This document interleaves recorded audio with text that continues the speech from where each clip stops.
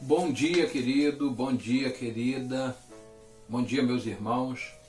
Que alegria, né? Estarmos juntos em mais um dia que o Senhor nos permite para podermos estudar mais uma vez a sua palavra. Essa palavra que vem transformar as nossas vidas, que tem transformado vidas ao longo dos séculos. E hoje nós estamos aqui mais uma vez para estudarmos junto com você a Palavra de Deus através da Escola Bíblica Dominical, nessa aula online, né, esse vídeo que nós estamos fazendo, mas cremos de que Deus tem falado aos nossos corações e continuará falando ainda nestes dias. Deus tem estado no controle de todas as coisas. Estamos vivendo dias ruins, dias difíceis, porém cremos no poder do nosso Deus e de que Ele é quem tem o controle de todas as coisas e Ele tem nos sustentado. As situações são muito complicadas, mas em breve Deus com certeza irá fazer com que tudo isso cesse e que possamos estar novamente juntos para louvarmos e bendizermos o seu santo nome, congregados, e também estarmos estudando a palavra de Deus juntos. Queria convidar você nesse momento a fechar os seus olhos para que nós possamos estar orando, pedindo a Deus a direção dele para mais uma aula na nossa escola bíblica. Feche os seus olhos, vamos orar. Pai, nós queremos te agradecer por todas as bênçãos, por tudo quanto temos vivido e por tudo quanto o Senhor tem nos permitido nesses dias. Queremos te rogar, Senhor, que o Senhor continue conosco e que em breve, ó Deus, o Senhor possa nos permitir estarmos juntos novamente para te cultuarmos, para estudarmos a tua palavra.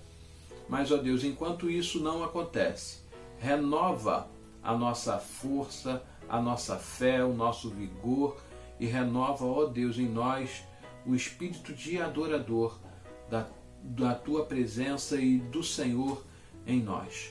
Continua conosco, ó Deus, neste dia, nos abençoando. E agora ser com esse estudo que vamos ter, que seja tudo feito, dirigido pelo Senhor e para a glória do teu nome. Nós te oramos no nome de Jesus. Amém. Bom, antes de mais nada, quero aqui desejar a todas as mães da nossa classe um feliz Dia das Mães, que o Senhor possa estar abençoando você, que Deus possa estar te dando forças, possa estar te dando vitória neste dia. Creia de que mãe é um ser especial, criado por Deus de uma maneira especial também. Receba aqui o nosso carinho, a nossa homenagem. Hoje não podemos dar um abraço, né? Mas mesmo assim, o mais importante é que nós possamos estar sempre reconhecendo a importância desse ser tão maravilhoso que é a mãe. E hoje, então, nossos parabéns a todas vocês. Deus as abençoe. Muito bem, querido. Até semana passada, nós estávamos, então, estudando o livro ou melhor, as cartas de primeira, e aí o nosso texto base hoje está em Tiago, capítulo 1, versículo 1. Apenas um versículo é o que nós vamos falar nesta manhã, neste dia, tá bom? Não vou ler agora esse texto propriamente, porque mais na frente nós vamos estar então lendo e avaliando, analisando esse texto como um todo, tá ok? A nossa introdução, né, da nossa lição. Eu queria ler então com você aqui. Hoje entramos na carta de Tiago, lendo o primeiro versículo do capítulo 1. Faremos uma exposição e um panorama sobre o autor deste documento, quem eram seus destinatários e qual o seu propósito. Lembrando que a carta de Tiago é classificada como uma epístola geral. Nós vamos falar um pouco sobre essa questão de epístola geral, o que isso informa direitinho, se existe epístola geral, qual é o outro tipo de epístola que existe, enfim. As epístolas gerais recebem essa designação porque basicamente elas foram escritas para públicos mais universais. Isso significa que, em comparação às cartas de Paulo, as epístolas gerais são mais abrangentes e a maioria delas não possui destinatário específico. Mas isso não quer dizer que as epístolas gerais não possuíssem ou não possuam destinatário. Muito pelo contrário. Por exemplo, a primeira epístola de Pedro foi escrita pelo apóstolo aos cristãos que moravam em Ponto, na Galácia, Capadócia, Ásia e Bitina. Essas eram as províncias da Ásia Menor, ou seja, nesse caso aqui, especificamente, tinha um destinatário que tinha uma localização, que não é necessariamente hoje o caso de Tiago. E aí nós vamos encontrar agora a respeito de como a Bíblia, né, na verdade no Novo Testamento, está dividida para a gente poder entender um pouquinho. Nós vamos ter então no início os 4 primeiros livros, nós vamos encontrar então o que nós chamamos de evangelhos. Está separado, né, agrupado dessa forma, que na verdade vai falar um pouco a respeito necessariamente de Jesus, da sua infância um pouquinho, dos seus milagres depois, não é? Do seu ministério, da sua crucificação, da sua ressurreição, é o que vai abranger aí na verdade os evangelhos. Depois nós vamos ter um livro que é chamado um livro de história, que é o livro de Atos dos Apóstolos. Depois então nós vamos ter as epístolas, né? E aí nós vamos ter nas epístolas as cartas pastorais, né? E nós vamos também ter as epístolas gerais, né? Que vamos ter aí ainda a partir de Hebreus, Tiago, que está incluso nesse caso, 1ª e 2ª Pedro, 1ª, 2ª e 3ª João e Judas. E por fim nós vamos ter ainda um livro, né, no Novo Testamento de profecia. Então, Tiago então é um livro que está inserido na classificação de cartas gerais, não cartas paulinas, tá ok? Só para a gente poder gravar. E aí nós vamos então chegar aqui para tentar, né, de alguma maneira entender e saber quem é esse Tiago que, afinal de contas, escreve essa carta, não é? No Novo Testamento nós vamos ter alguns Tiagos, né? E vamos ver então aí alguns deles. Acompanhe comigo, por favor. Vamos ter primeiramente Tiago, filho de Zebedeu. Esse Tiago era irmão do apóstolo João, o qual escreveu o evangelho que leva o seu nome. João que escreveu, né, o evangelho de João e também as cartas, 3 cartas e o Apocalipse. O filho de Zebedeu foi o Tiago mais mencionado nos evangelhos, esse irmão de João. Foi um pescador e sócio do apóstolo Pedro. Este foi chamado por Cristo junto de seu irmão, enquanto estes limpavam as redes de um barco, e constituiu um dos 12. Tiago era uma pessoa agressiva, né? Isso tudo está registrado em alguns textos e dessa agressividade de Tiago lá em Lucas 9,54, sendo apelidado junto a seu irmão de filho do trovão. O irmão de João também estava no círculo mais próximo de Cristo, estando presente na transfiguração de Jesus, na cura da filha de Jairo, no sermão profético e no Getsêmani. Tiago, o maior, teve sua vida encerrada ainda dentro da narrativa bíblica, narrada por Lucas, tornando-se o primeiro mártir entre os apóstolos. Lembra quando a gente às vezes canta aquela música Pedro, Tiago e João no barquinho? Esse é o Tiago que nós acabamos de ler, o filho de Zebedeu. Nós vamos encontrar ainda um outro Tiago, agora não mais filho de Zebedeu, porém filho de Alfeu. E a gente sabe muito pouco, né, a respeito desse. mas a gente vê nos evangelhos que ele era irmão de Mateus e também estava na lista dos escolhidos por Jesus para estarem entre os 12 apóstolos. Alguns já tentaram defender que o filho de Alfeu seria também o mesmo Tiago que o chamado de irmão do Senhor, com a argumentação de que irmão seria uma forma de dizer que este era um parente próximo. Mas essa hipótese não encontra fundamento no texto. É improvável que alguém tão pouco conhecido como Tiago teria a influência na época para se apresentar com tão poucas palavras no início da carta, tornando extremamente improvável que este seja o autor da carta de Tiago. E até agora, então, nós já vimos 2 Tiagos, vamos ver um terceiro e vamos ver o último também. E aí assim eu acho que a gente consegue começar a entender um pouquinho a respeito de quem é esse Tiago que vai escrever a carta que nós vamos estudar a partir de hoje. O terceiro Tiago, então, é Tiago, pai de Judas, não Judas Iscariote, e definitivamente ele não é o Tiago que vai estar escrevendo esta carta que nós vamos ler, e nós não temos nem mesmo confirmação de que ele teria sido um crente.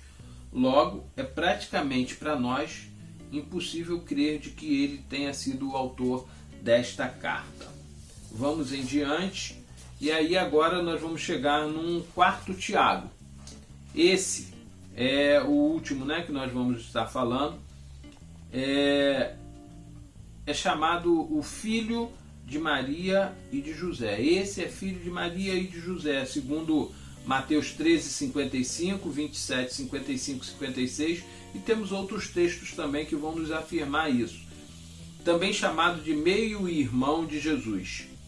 E aqui a gente quer abrir um parêntese, porque Jesus fora concebido pelo Espírito Santo a Maria, e aí depois de Jesus, Maria então vai ter outros filhos com José, de quem esse Tiago é o filho mais velho, contando entre os filhos de José e Maria.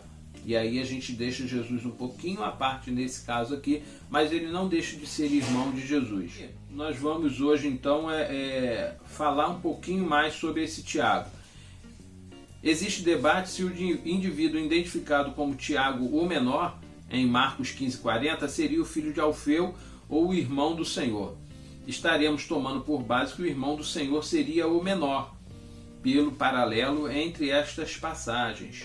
Inicialmente, Tiago não creu em seu irmão Jesus, segundo João 7,5, sendo até bem oposto ao ministério de Jesus, como podemos ver num episódio onde comumente se interpreta que a mãe e os irmãos de Jesus estavam tentando chamá-lo à razão. Isso lá em Mateus 12, 46 a 50, nós não vamos ler aqui, mas esse episódio vai mostrar para a gente de que eles tentam tirar Jesus de um lugar onde ele estava, acreditando de que Jesus pudesse estar fora de si, e aí fazendo algumas coisas fora de si, e aí eles tentam chamar a Jesus. Isso nos vai dar um entendimento de que eles, a família em si, não tinha ainda entendido quem era realmente esse parente deles, Jesus Cristo, que ele era realmente o Filho de Deus e de que tudo que ele estava fazendo era tão somente cumprir aquilo que o seu Pai Celestial havia indicado a ele. Posteriormente, este Tiago, irmão de Jesus, veio a se converter, tendo sido uma das testemunhas oculares da ressurreição de Cristo e a ter uma posição importante dentro da igreja de Jerusalém, ao ponto de ser chamado de apóstolo por Paulo e ser considerado um pilar importante para a igreja. Antes de nós seguirmos, eu queria abrir um parêntese aqui para falar uma coisa que me chama muita atenção nessa primeira parte. Tiago, o irmão de Jesus. E aí a gente consegue concluir de que esse Tiago, irmão de Jesus, é quem vai ser o autor desta carta, é quem vai estar escrevendo esta carta que nós vamos estudar a partir de hoje. E aí eu começo a pensar um pouquinho a respeito de como deve ter sido a infância de Tiago e os seus irmãos juntamente com Jesus Cristo. Apesar deles ainda não crerem, não entenderem de que este Jesus era o Filho de Deus enviado ao mundo para salvar a humanidade dos pecados, nós vamos entender e vamos ver de que esse relacionamento deles, Jesus ainda quando criança, com certeza estava sendo uma criança diferente. E o privilégio que Tiago e seus irmãos tiveram de estar tão próximos do Mestre, né, serem tão íntimos do Mestre e mesmo assim não conhecerem realmente quem era o Mestre, quem era o Filho de Deus. Sabe, isso me lembra e vem me trazer uma lição muito importante. Às vezes nós dizemos de que conhecemos ao Senhor, nós lemos a Bíblia, nós frequentamos a igreja, mas às vezes ainda não tivemos uma experiência real e pessoal com o Senhor Jesus. E isso é muito importante para cada um de nós. Precisamos de ter uma vida de intimidade com o Senhor Jesus. Precisamos ter uma experiência real com o Senhor Jesus para que possamos, a partir de então, termos uma vida diferente, uma vida transformada, uma vida de fé. E esse é o foco, né, do nosso estudo de todo essa carta, a tratarmos um pouco mais a respeito da fé. Precisamos disso. Então, Tiago teve esta oportunidade. Dando prosseguimento, vamos então ao texto propriamente dito, que nós vamos analisar então esse texto. Deixa eu ler logo tudo e aí a gente vai depois por parte. Tiago, servo de Deus e do Senhor Jesus Cristo, as 12 tribos que se encontram na diáspora. Saudações. Esse texto ele começa se identificando então. Tiago, ele no caso aí é o irmão de Jesus, e isso está registrado lá em Marcos 6, versículo 3. Vamos seguir. Servo, isto é, escravo. Subserviência, sujeição. Tiago aqui está falando sobre isso, e aí eu queria só falar uma coisinha rápida, de que naquela época, ser escravo, né, de uma pessoa boa, de uma pessoa importante, era algo muito bom. E Tiago aqui está se colocando também como servo, mostrando humildade. Ele está mostrando aqui de que ele reconhece de que o próprio Senhor Jesus é seu irmão, sim, mas é também o seu Salvador. Vamos seguir. Servo de quem? De Deus e do Senhor Jesus Cristo. Isso, como falei, é uma atitude de humildade, um profundo testemunho de fé no seu irmão terreno como seu Redentor. Acho que eu já tinha falado isso, mas é só para a gente poder fixar bem, né? Tiago está reconhecendo o senhorio de Jesus. Ele poderia, né, ter usado o termo, sou Tiago, hein? O irmão de Jesus, sabe? Jesus, o Salvador, né? Mas não, ele se coloca como servo. Ele está entendendo de que esse meio-irmão dele não é agora, nesse caso, nesse sentido aqui, colocado como seu meio-irmão, mas como o salvador de toda a humanidade, como aquele que também pode salvá-lo de todos os seus pecados. Vamos seguir. Ele vai escrever então as 12 tribos, né? Uma referência às 12 tribos de Israel, que já não eram uma unidade política ou religiosa, mas aos olhos de Deus, Israel ainda era um. a gente lembra de que lá no Antigo Testamento nós vamos encontrar as 12 tribos de Israel, e aqui, depois de um certo tempo, né, a gente já estudou isso, lá no período dos reis, houve algumas atitudes com que o povo depois acabou sendo escravo de algumas nações, e todo o povo de Israel que estava reunido acabou sendo disperso por toda a terra. E então Tiago está se fazendo, na verdade, uma referência também a este grupo, falando a respeito deles. Vamos seguir. As 12 tribos que se encontram na diáspora. Essa diáspora que não necessariamente é um local. Isso quer dizer o seguinte: dispersos. Os judeus estavam espalhados por todo o mundo civilizado. As 3 divisões principais da dispersão eram Babilônia, Síria e Egito, né? A gente vai ver de que essa questão de essa palavra diáspora, que quer dizer disperso, vai trazer para nós esta realidade, né? Tiago, ele está se preocupando em escrever quase que necessariamente ao povo judeu cristão que está espalhado em todo o território mundial, vamos dizer assim, aquele povo que foi levado cativo e agora também os seus descendentes. E a gente pode até abranger um pouco mais de que Tiago também vai estar escrevendo a nós, porque nós somos um povo também escolhido por Deus, não é? Nós somos um povo também separado por Deus. Nós também podemos dizer de que pertencemos a estas tribos, não é? A esse povo de Israel. E aí nós podemos entender de que Tiago também está escrevendo para nós. E ele então vai começar esse texto propriamente trazendo para nós essa informação. E por último ainda, nós temos o termo saudações, que é um termo com frequência traduzido por salve ou alegre-se, encontrado em outros lugares no Novo Testamento.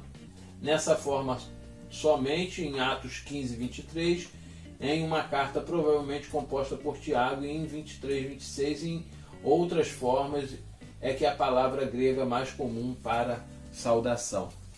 A gente vai ver de que Paulo, por exemplo, usava muito também essa palavra, né, saudações, e usava também esse termo, e nós vamos encontrar de que ele está então saudando de alguma forma, demonstrando respeito também, né, por esse grupo para quem ele está designando então a sua carta.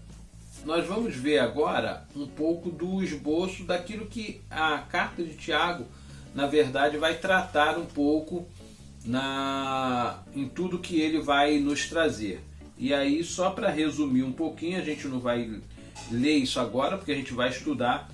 Ele vai trazer então, no início, a saudação, depois a aprovação da fé, ouvir e praticar a palavra, o pecado de tratar as pessoas com parcialidade, a fé sem as obras é morta, o pecado da contenda na comunidade, os pecados dos ricos, a oração da fé, a admoestação final. Esses são, então, alguns dos temas que nós também vamos estudar durante esse período que estivermos estudando a carta de Tiago. É importante nós pensarmos de que Tiago vai estar escrevendo para um público que ele conhece um pouco. E nós vamos então, durante esse período, nas nossas lições seguintes, estar avaliando todo o texto e o contexto em que Tiago vai estar escrevendo esta carta.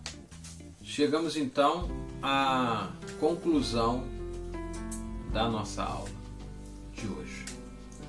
Essa aula que hoje eu estive lendo um pouco mais, mas é porque ela é de um caráter mais informativo, né? Para que a gente possa se situar um pouquinho dentro daquilo que nós vamos estar estudando nesse período. Mas eu queria fechar a aula de hoje dizendo a você o seguinte: esta revista, esse tema, este livro não poderia ser mais apropriado para esse momento nosso. Estamos vivendo dias em que está muito difícil. Temos tido muitas lutas, muitos problemas. Os dias atuais são muito difíceis para muitos de nós. Temos vivido dias realmente muito ruins, em que a nossa fé ela tem sido posta à prova dia após dia. Temos dobrado os nossos joelhos, clamado muito ao nosso Deus para que tenha misericórdia de nós, para que Ele possa olhar por nós, possa nos ajudar a enfrentar esses dias. E enquanto estivermos estudando esta carta, tenho certeza de que a nossa fé será renovada, fortalecida, e nós conseguiremos vencer todos esses problemas, toda essa situação que estamos vivendo nesses dias. A minha oração, o meu desejo de coração é de que você, meu irmão, possa se apegar à palavra de Deus, porque a palavra de Deus ela nos traz ensinamentos maravilhosos. E através deste estudo, desta leitura, não só de Tiago, mas nesses dias principalmente de Tiago, a sua fé seja renovada e você possa crer de que Deus é o mesmo de ontem, de hoje e de sempre. E de que, assim como Tiago, que teve uma experiência com Jesus, nós possamos todos os dias termos experiências novas com o nosso Salvador. Que Deus possa abençoá-lo, guardá-lo e protegê-lo.